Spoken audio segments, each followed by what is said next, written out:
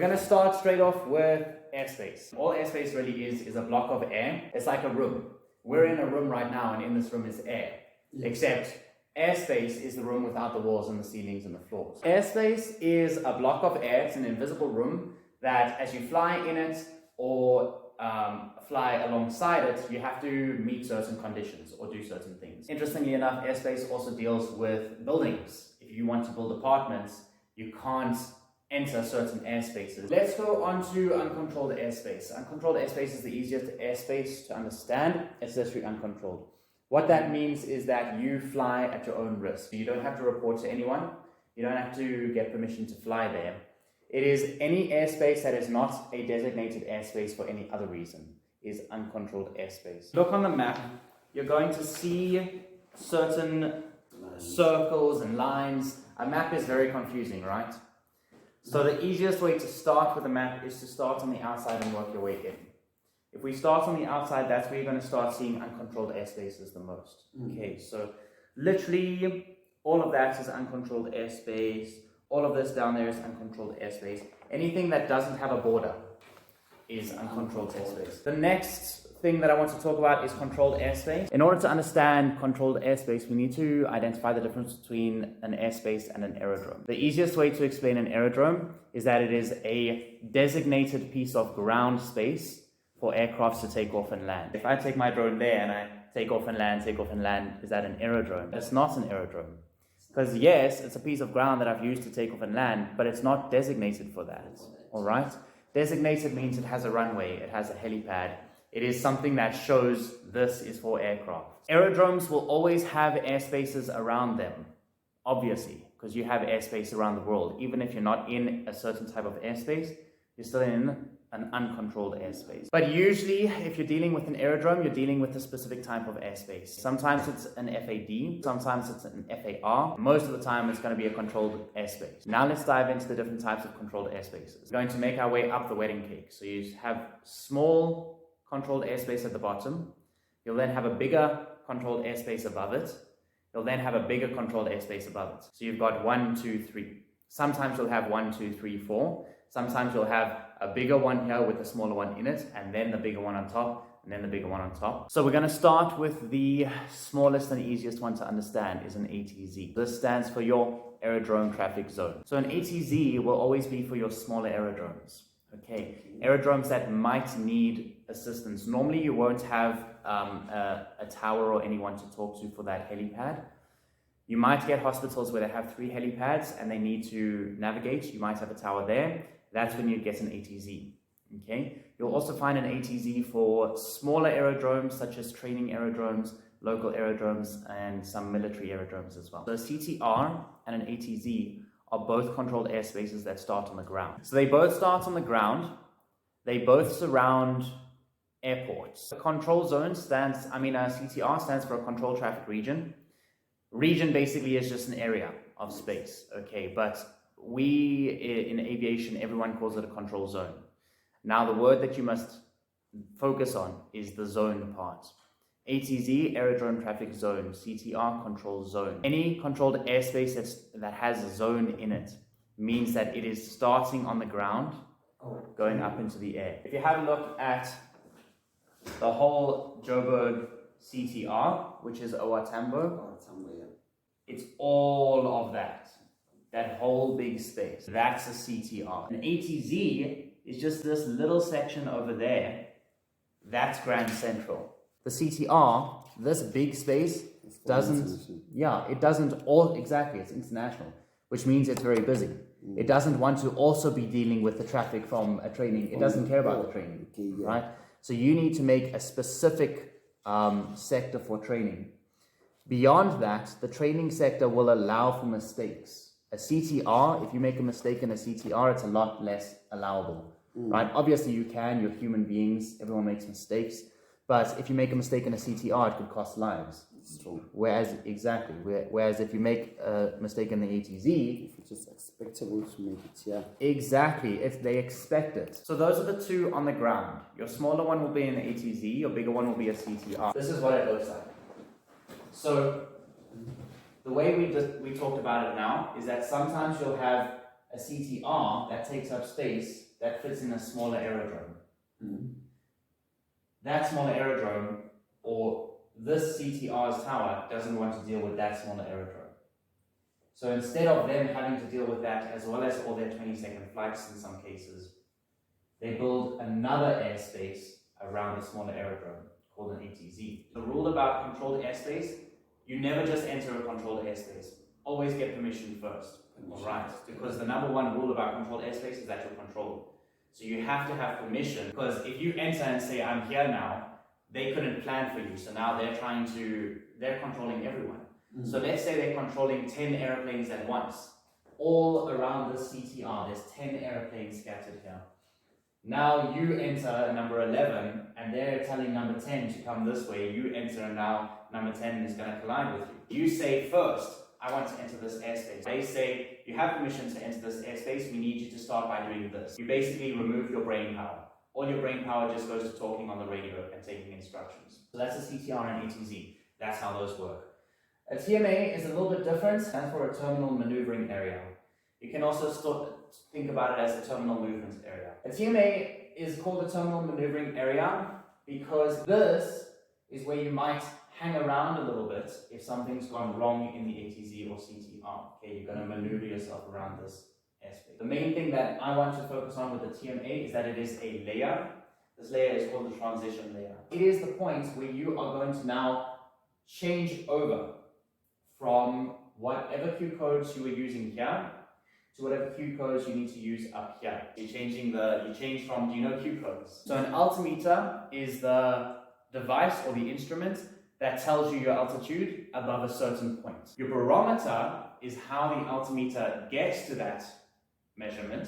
Your barometer basically measures air pressure. But these codes are the codes that you enter into your device to measure above those certain limits. You have above ground, you have above mean sea level, and you have above what is called ISO. QFE measures height above ground level. Basically what that means is that if my aircraft is on the floor here, my altimeter is going to show 0. Easiest way to remember this is to take the F and say floor. Then you've got Q and H, which is A, M, S, L. H, H2O. You can also remember it as hydro. ISA stands for International Standard Atmosphere. If you had perfect flight conditions around the whole world, all of the time, that would be ISA, okay, International Standard Atmosphere.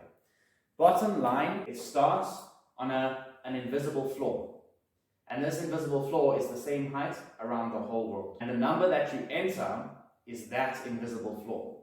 So your reference points will never change.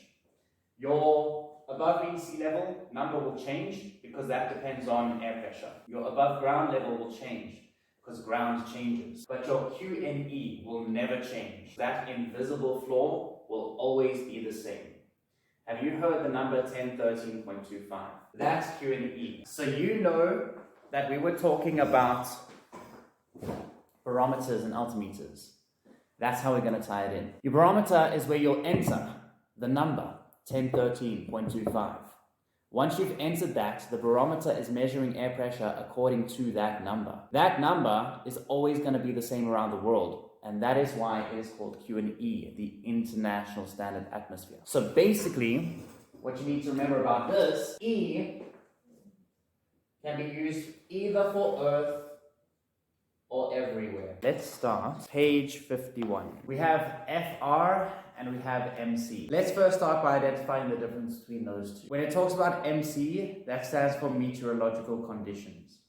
Just think Met conditions. It basically means weather. FR is talking about a rating that the pilot has. For example, if I have a VFR, it's visual flight rules, it means I'm a pilot who only can fly under certain conditions. Those conditions are VMC conditions. All VFR pilots can fly in VMC conditions, but can't fly in IMC conditions. They cannot fly in IMC. Here's the better way to understand this. VMC means clear skies. Means if I'm in the sky, I can see what's around me. IMC means cloudy. which means I can't see what's around me, and I have to use my eye, my instruments. IMC is where I'm not looking around me out of the cockpit, I'm looking at screens in front of me to tell me if there's other aircrafts around me. Oh. Whereas VMC or VFR means that I don't have those skills yet. I don't know how to use all of those. So I need to be able to see around me. That's right. So that's why VFR can only fly in VMC, because they're not trained to fly in clouds. Now IFR can obviously fly in both IMC as well as VMC. Yes. That's right. Because if you're trained in IFR, in instrument flight rules, it doesn't mean that you can't see what's around you. It just means that if you can't see what's around you, you can still fly. Oh, yeah. That's right. If we then go on, just for your heads up, this page 52 and page 53 are fantastic pages to study. These are talking, I'm just giving you the knowledge, these are talking the science. So it's talking the height limits and the who does this and who does this. Page 54 and 55 also for your studying. Now we go into page 57. 57 is a lot of studying, but I am going to sum up some of these things. Let's go through them. So QNH is your altitude, right? Which means height above sea level. That's right. QFE is just your height, which means it's above ground level. These words are just things that you'll have to find a way to trigger your memory. Okay, when you see altitude on an aeronautical chart, you know that they're talking about QNH. When you see height on anything, you know they're talking about the ground. Flight level, they're talking about your 1013.25. 1013.25 is your QNE, all right? It's your standard setting. HPA is your hectopascals. So when we talk about air pressure, the same way that you measure distance with meters, you measure air pressure with hectopascals. We don't have to understand that, luckily, because our instruments understand that. We're flying an aircraft and it wants to measure our altitude. If we put 1013.25 as the code, it means it's measuring the base level, the takeoff level at 1013.25 hectopascals of air pressure. Which means if we go up, that number is going to drop. The barometer is going to work that out, that it's dropped, and it's then going to feed that information to the altimeter, who is then going to display to us our altitude above whatever it is we've wanted. In this case, it was 1030. Yeah, dude, go for it. As long as you have those understandings, the rest of that page you can just study, as long as you know how they link. So 1013.25 is literally a number that you're going to put in, which is then going to make your barometer measure air pressure above that number, which will then tell your altimeter what the height is above whatever it is that you're measuring. General rule of thumb, the first half of the book is the most important stuff to study. All right, the second half, definitely read over it, because some of the stuff can just be thrown in randomly, like lights and Marshall signals, but generally the first half is the best thing to look at. Then we go to page 58, we're going to be looking at the transition altitude, transition layer. Transition altitude is the altitude at which the pilot of a climbing aircraft changes the subscale setting of his or her altimeter from local QNH to standard setting 1013.25. Okay, go to page 61. Looking at the page at the bottom, at the picture at the bottom of the page, you'll see at the bottom is a control tower, that little tower thing there. Yes. Alright, I want you to think of that as this here, this ATZ here. Alright, it doesn't need to be an ATZ, it can be a CTR, but either way, we're going to do this part here, so it doesn't matter, as long as you see an aerodrome. Alright. So you're going to take off from the aerodrome, the airport with the symbol at the bottom, and you're then going to climb. You're going to climb up to the TMA, to the bottom of the TMA, and you're going to enter the transition layer. This here, at the bottom, has a name. This at the top has a name. So it's like the floor and the roof of the TMA. You got it spot on. It has a floor and it has a roof. The space in between is the transition layer. But the actual transition altitude and transition level are actual boundaries. They are actual lines. As you said, it's the floor and the roof of the airspace. Yeah. Altitude is measured by mean sea level, right? If you see altitude on an aeronautical chart, you know it's talking about height above mean sea level. Knowing that down here we are on QNH, which is mean sea level, and that we want to change to QNE, which is flight levels, Which of these do you think will be the transition altitude or the transition level? This is a transition altitude because as you enter the TMA, you want to start changing over to the Q and E, right? So you do the whole transition process here. So it looks like this. If I'm taking off here, I'm going to be on QNH, QNH, QNH. As soon as I hit this floor, as you put it, I already want to start my transition. I'm flying on altitude levels. So flying altitude, altitude, altitude, hit this, and I change over to flight levels. The difference is that altitude is above mean sea level. Flight levels is above 1013.25. That's the only difference. So simple. It is simple. That's literally what this transition layer does. You enter this point on altitude, you start on altitude, you enter this point. That's why this bottom is called transition altitude. Because you're changing from the altitude to levels, which is at the top, transition level, okay? Level. So you're changing, literally, you're changing from your Q and H code and you're putting in 101325 to change to Q and E. Whereas if you're coming in, you're going to come in down the other side. Okay, imagine that we flew through there. You're then going to hit the top here. As you hit the top there, you do the change. So going out, you change at the bottom. Going down, you change at the top. You're changing from flight levels at the top, which is why this is level, to altitude at the bottom, which is why this is altitude. To ensure vertical separation between aircraft, all aircraft cruising at or above 1500 feet AGL in uncontrolled airspace have to adhere to the semicircular rule. Alright, so this is basically saying if you are in uncontrolled airspace and you are flying at or above 1500 feet, then you have to follow semicircular rule. In controlled airspace, ATC generally expects aircraft to also only request levels complying with the semicircular rule. Oh, also, by the way, just a heads up for your studying. Anytime you see an abbreviation on the, if I mark a page as important for studying, the abbreviations on that page are important as well. ATC stands for air traffic control. Okay. All right. So basically, air traffic control is going to be the guys that in the control tower that control you. In controlled airspace, ATC generally expects aircraft to also only request levels complying with the semicircular rule, but may assign specific altitudes or non-standard flight levels. Do you know the different classes? A, B, C, D, E, F, and G. Yeah. Basically, the two controlled airspaces that we can expect to fly in are Class C and Class D. But specifically us as drones. If you're Class C, doesn't matter if you're VFR or if you're IFR, you will be controlled. But if you're in a Class D airspace, all IFR traffic will be controlled and separated, but all VFR traffic has to maintain separation for themselves.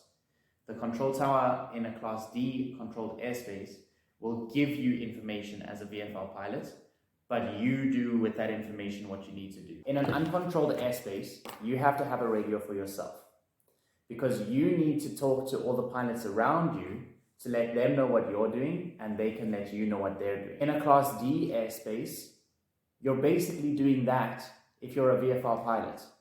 The only difference is that you're not doing it directly to them, you're doing it to the control tower, and they're doing it for you. Whereas IFR, instrument flight rule pilots, both Class C and Class D, they are completely controlled. And this is saying that if you are flying in a Class D controlled airspace as a VFR pilot, you want to stick to the semicircular rule. But now we need to understand what the semicircular rule actually is. Semicircular rule is basically, if we have a look down here, all VFR flights cruising above 1500 feet AGL on magnetic tracks between 000 and 179, flying in a roughly easterly direction, have to fly at odd flight levels plus 500. That's freaking confusing, dude. I read that sentence and I don't even know what I read. So let me sum this up.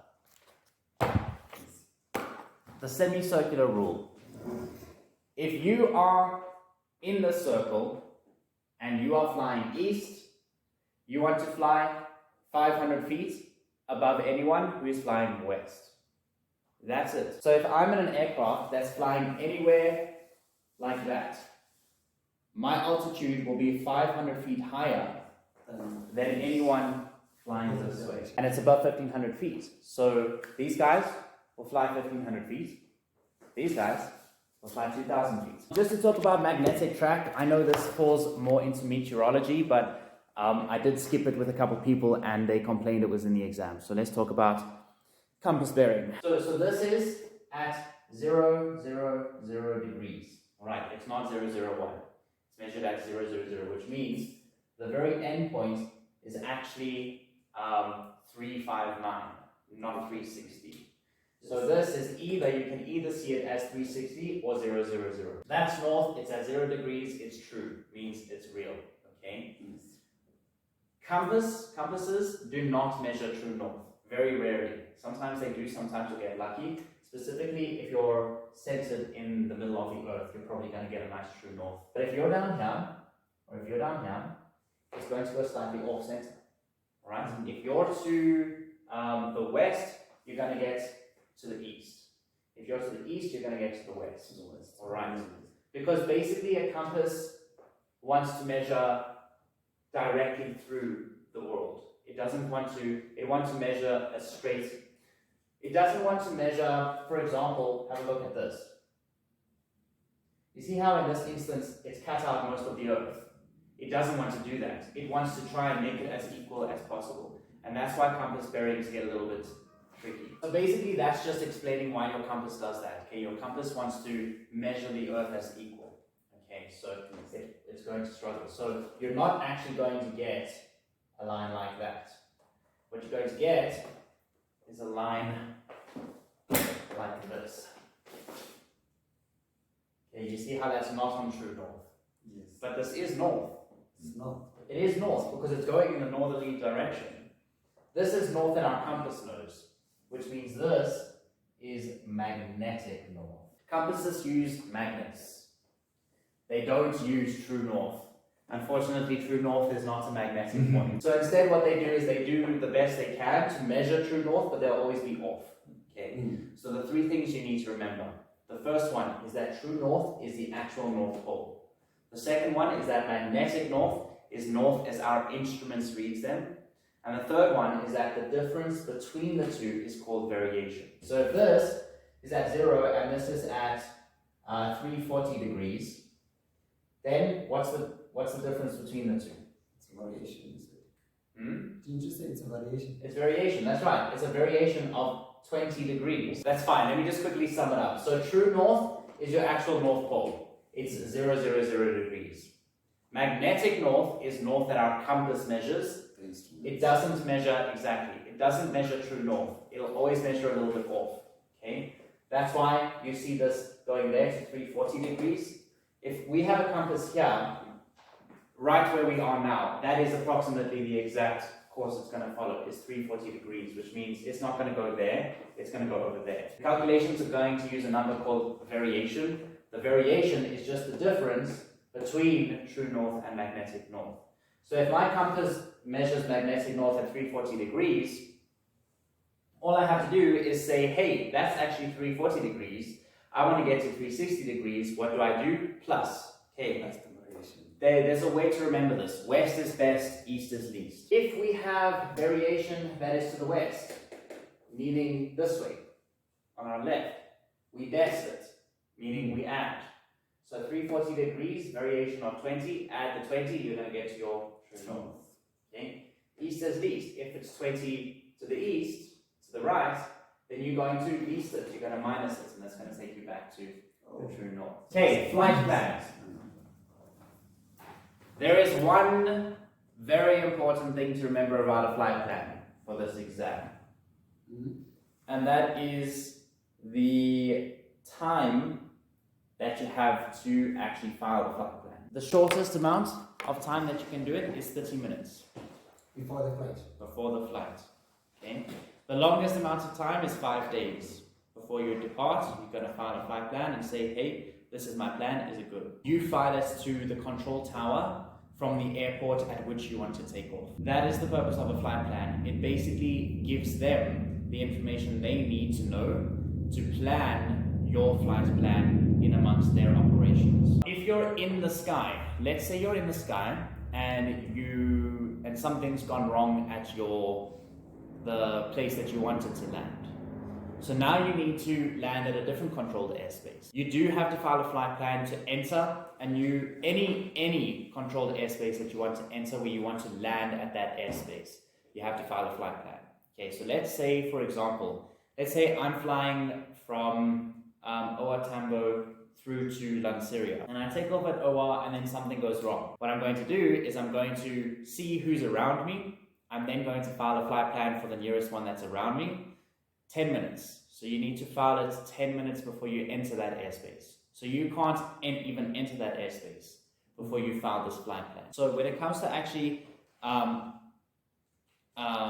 filling in a flight plan, you're going to see that from page 69 all the way, literally the rest of the sector or section is all about filling in your flight plan. Things for you guys to study, because these are easy marks and they do come up more often than you think. Page 92 and 93. The things that I want you guys to focus on. Units of measurements are very, very good for your general understanding.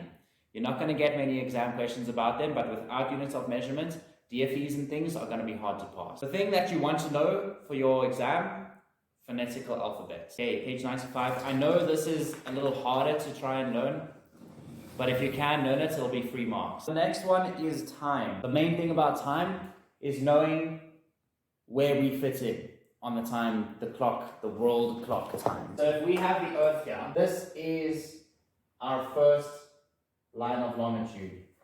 Do you guys know lines of longitude, lines of latitude? Okay. Longitude means they're going down, they're long.